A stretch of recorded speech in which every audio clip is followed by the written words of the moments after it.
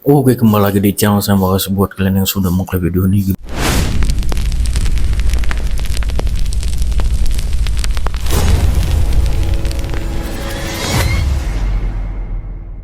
Gimana kabar kalian hari ini? Baik-baik saja kan? Semoga apapun yang kalian kerjakan, apapun yang kalian lakukan mendapatkan hasil yang baik ya. Kali ini terkait Roy Suryo. Roy Suryo selalu niat hati mempermalukan Pak Jokowi ya, dengan ijazah palsu. Tapi makin kesini makin terbukti kalau ijazah Pak Jokowi itu benar-benar asli dan membuat Roy Suryo CS makin ketakutan.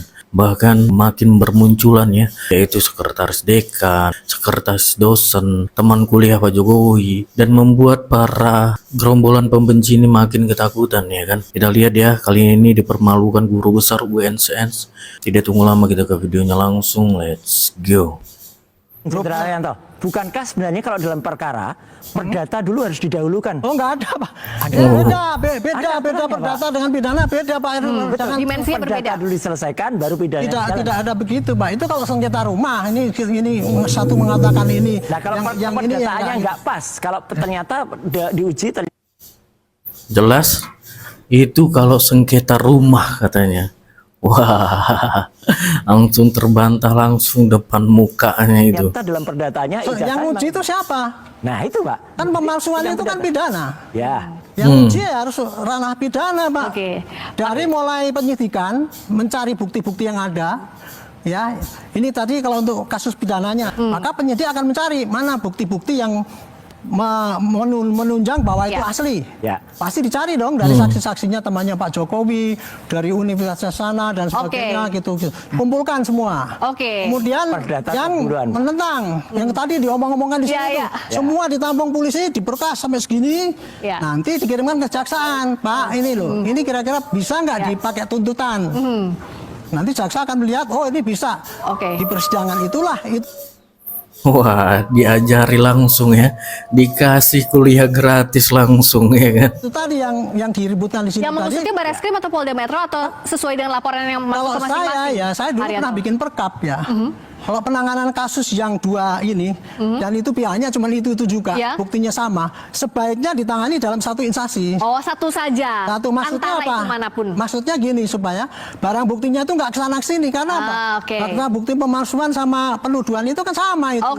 Makanya satu instansi ya, misalkan Metro atau di Barreskrim, tetapi beda unit gitu. Jadi bisa relevan. Tapi oleh satu mudah-mudahan ini yang sama. polisi cepat itu. Tepuk tangan kita diharapkan cepat. Mas Roy setuju nggak apa yang Pak Arianto? Justru jelas bahwa ada aturan, tanyakan deh ke Prof ya. Gitu, kalau ada perdatanya itu didahulukan, bukan kemudian pidananya. Itu kalau konteksnya kan itu berbeda objek kalau perkaranya. Kasusnya sama, itu perdatanya dulu kan. Ini kan kasusnya ini beda. Yang satunya nuduh. Beda, pihaknya aja beda. Coba Prof, coba yang satunya nuduh palsu, yang satunya lagi. Oke, Prof Adi juga. Untuk tadi, apakah perkara dan perdata dan pidana di dimensi yang berbeda, bisa berjalan masing-masing, tidak harus ada yang didahulukan? Objeknya sama, Prof Adi. palsu. Silakan Prof. Prof Adi? Ya, silakan. Tadi perdebatannya, kalau di sini kan harus yang mana yang didahulukan, perdata sama pidana. Kalau menurut Prof Adi, sebentar Mas Roy, yang harus didahulukan yang mana? Apakah perdata, pidana, atau masing-masing bisa berjalan? Sebenarnya masing-masing bisa berjalan sendiri-sendiri. Tapi dalam kasus-kasus tertentu, kalau kasus itu perbuatan melawan hukum, misalnya 1365, ada juga yang menunggu pidananya dulu karena harus ada unsur perbuatan melawan hukum, ada juga kayak gitu. Jadi, tapi pada prinsipnya kalau untuk kasus ini berbeda. Jadi pada prinsipnya bisa sendiri-sendiri. Bisa sendiri-sendiri, itu clear ya sama ya tadi yang disampaikan. Akhirnya artinya Kasian kali ya, kasian kali. kalau Mas Roy siap dong adu bukti manapun laporan pidana maupun perdata. Dan tadi yang diceritakan Prof Adi tadi menarik, Mbak. Ketika Jokowi nggak hadir 2 kali ya, pertama di soal mediasi pertama dan kedua soal kakus. Ketika nggak hadir di pertama tuh dia masih berada di Vatikan waktu itu. Tapi yang kedua tuh dia ada di Solo. Dia ada di Solo, bahkan nerima pemain band. Ini kan ngapain menghadiri penggugat yang gak jelas kayak gitu, Om. Gimana sidangnya ada di Solo kok nggak hadir? Padahal kan alasan nggak hadir harusnya kan dia lagi pergi, lagi dinas gitu. Dia ada di rumah di Solo. Oke. Apa nggak datang? Mas Fred yang diragukan juga soal Saya sederhana aja sih menanggapi. Saya coba berpikir sebagai lawyernya Pak Jokowi yang di Solo maupun di perkara-perkara perdata lainnya. Saya juga akan merespon yang sama, tidak akan merespon ya tuntutan para penggugat ini di dalam proses mediasi, karena saya tahu ini para penggugat ini akan patah, gugatannya akan tidak diterima di dalam proses persidangan nanti. Kenapa tidak diterima? Legal standingnya nggak jelas, ya. Apa dasar orang ini? Kemudian tuntutannya, ganti kerugiannya mereka ini apa sih, kan begitu?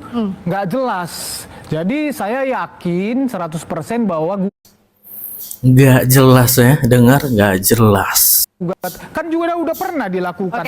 Gugatannya tidak diterima karena itu jelas, hukumnya itu jelas kok. Kalau 1365 itu mendalilkan kerugian, itu harus kerugian yang dialaminya langsung. Apalagi itu yang perdata kayak yang di Makassar itu. Apa hubungannya dengan kurs rupiah? Jadi saya percaya ya memang nggak perlu direspon, walaupun memang harus mediasi itu wajib. Tetapi kita kan pakai logika hukum juga. Ngapain direspon? Kok baik. Tidak akan diterima nih gugatan. Menghormati persidangan. Tapi sedangkan Dr. Ismo, saya tidak melakukan apapun. Halo Roy Suryo, kamu bilang kamu tidak melakukan apa-apa terhadap ijazah Jokowi. Kamu bilang harusnya kami tidak dipenjara. Tapi justru ucapanmu itulah yang menunjukkan siapa kamu sebenarnya. Bagian dari sistem busuk yang mencoba membungkam pencarian kebenaran. Kau bicara seolah tak bersalah, padahal kami ingat betul kasus meme stupa Borobudur yang kau sebar untuk sensasi, lalu kau sangkal. Skandal barang milik negara yang kau bawa pulang dari Kemenpora, hingga negara harus menagih. Dan kini, kau coba membelokkan opini publik, seolah ijazah itu hanya teori konspirasi. Terlambat, Roy. Kami sudah melihat semuanya. Kami sudah menemukan dokumen manipulatif, komunikasi rahasia, dan pola perlindungan terhadap kebohongan ijazah. Semua bukti awal telah kami unggah di akun utama kami, @ghostruth. Dan kami belum selesai. Kau bilang kami tidak melakukan apa-apa. Lihat baik-baik, Roy, kami baru saja memulainya. Kami adalah anonymous. Kami tidak memaafkan. Kami tidak melupakan. Expect us. Saya teman, Satu fakultas nih. satu fakultas, satu angkatan, gitu ya. Jurusan yang sama. Ini langsung dari teman kuliah Pak Jokowi ya, dengar. Yang sama. Jurusannya sama juga. Jurusannya sama juga dengan Pak Jokowi. Kalau jurusannya beda, kan gini. Kalau di Fakultas Kehutanan UGM itu sebenarnya tidak ada jurusan. Kita mengaku jurusan itu karena kita itu memilih sendiri. Jadi misalnya Pak Jokowi konsentrasinya pada teknologi kayu ya memang dia akhirnya ngakunya jurusan teknologi kayu.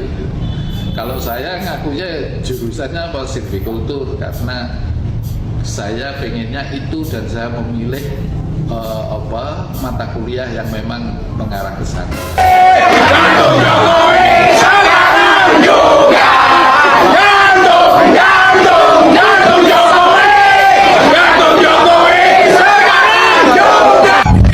Kita menunggu sebenarnya mereka masuk ke ruang hukum. Tapi sekarang dia masuk ke ruang hukum. Maka sebentar lagi.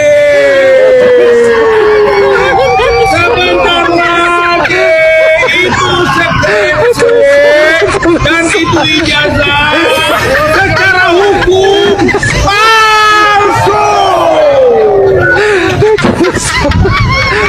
Misalnya saya terlapor bukan, gitu kan? Nggak tahu, gitu. Kemudian yang ada kan inisial ya kita, alhamdulillah saya nggak masuk, kan? Namanya kan begitu.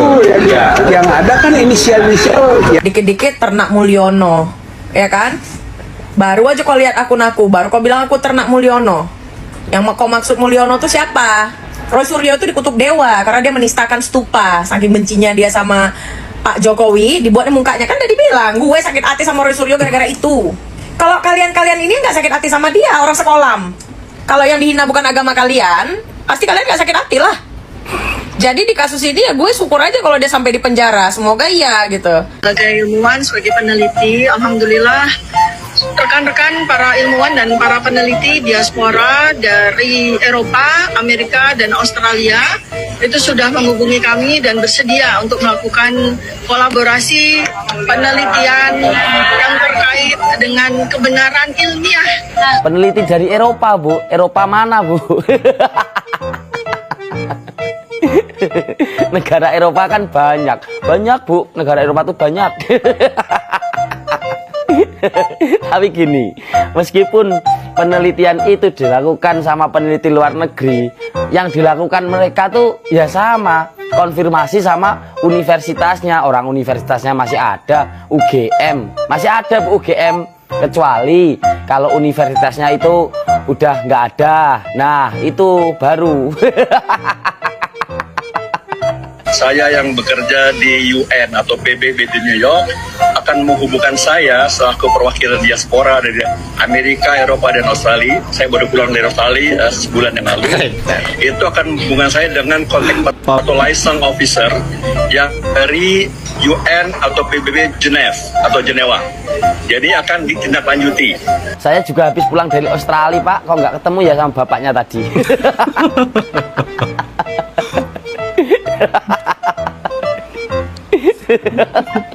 Ya Allah, lebih percaya kalau yang subur punya istri 10. Tulis pendapat kalian di kolom komentar. Salam Cikikis.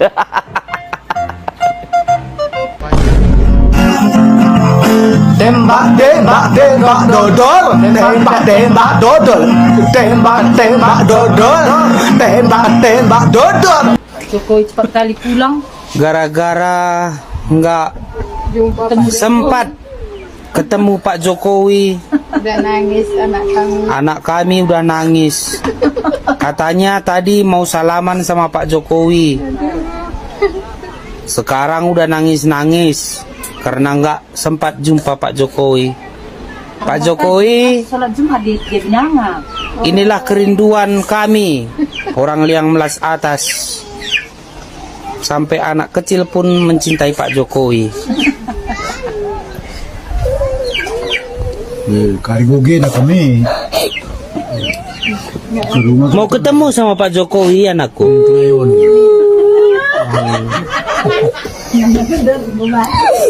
Mau ketemu sama Pak Jokowi anakku. Segini banyak guys orang yang menantikan kehadiran Jokowi guys. Ini orang semua guys. Orang semua ini. Ini orang yang menantikan Jokowi di dalam tanggul di masa akhir jabatannya.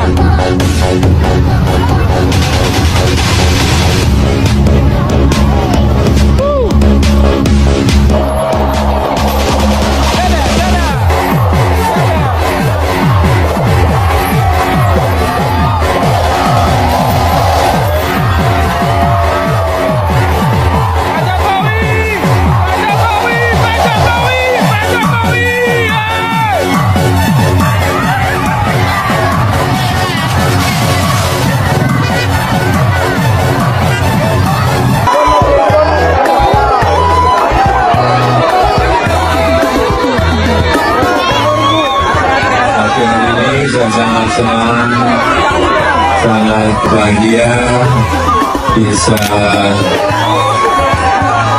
datang lagi ke desa LNT Liang Melas Atas,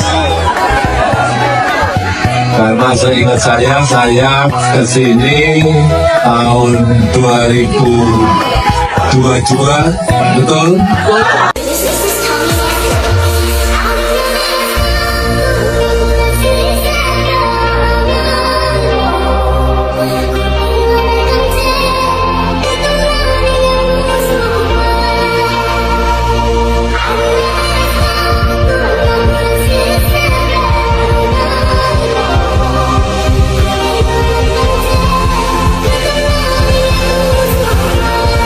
Oh, gitu deh video, gimana menurut kalian, dan sampai bertemu di video saya selanjutnya. Bu